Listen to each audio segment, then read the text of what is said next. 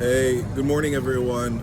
There were a lot of questions that I got asked, and this was part of a sales training yesterday too, about the Dante thread I posted yesterday, and specifically about the subject of an infernal confession. So, what does it mean when someone's kind of disclosing you their sins and telling you what they did wrong, but they don't really see their role? And this is really tough in sales because you're talking to these people that have sometimes raised tens or hundreds of millions of dollars. Like with my company, we work with a lot of funded startups, and you're talking to people that are really intimidating, but a lot of times they're missing something that's really crucial with their lead generation strategy or their fulfillment strategy, and you're going in to fix that problem. It takes a lot of courage in the beginning to stick to your guns and say, let me listen to this person and kind of look for the flaw in their reasoning. And this is also why I think in the beginning it's really important as part of your sales process to throw challenges at people and see how they respond. Why didn't you do this? Why aren't you doing this yourself?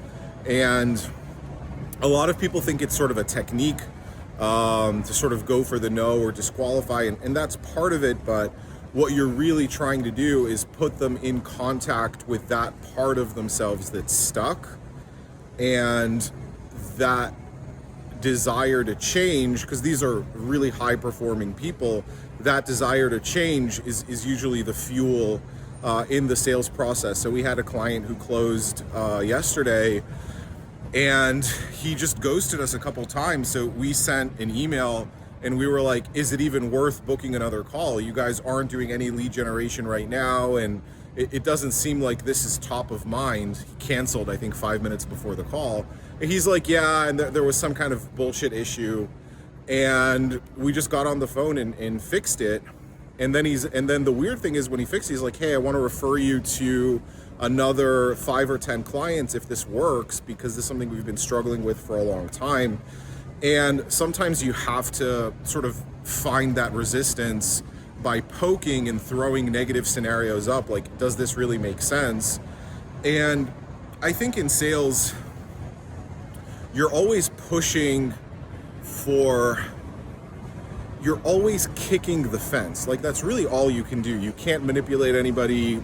You can't really, you can inspire maybe, you can show nice cars, or, we're walking around in Miami. But at the end of the day, your job is to kick the fence until they decide one way or the other, like, are you going to the gym today or not? Are we doing this or not? Are we generating leads for you? Are we making content for you? Whatever the offer is, whatever you're selling. And if you do that consistently in an empathic way, you'll get really, really good results. But a big part of the game is going into these meetings with an understanding that you're going to be talking to some very impressive looking individuals, but they really don't have it together in the area of expertise that you operate in. So I think the beginning was, especially if you're like, I was selling a lot of business to consumer, and that was something I had to learn. So hopefully I saved you a little bit of time with that. So if you go in expecting people to not be completely honest with you, to be missing a piece of the puzzle in their thinking process, and then your goal essentially is to uncover it and then to present the solution, you'll do really well. Sometimes you're working with people that are just operating at a very high level and they just want to do even better. That's typically rare. Usually it's people that are really, really good at a few things, and then there's one key piece missing, and it happens to be what you're good at. That's going to be the majority of your successes. So hope this was helpful, and another day of the content war with Logan and Nick.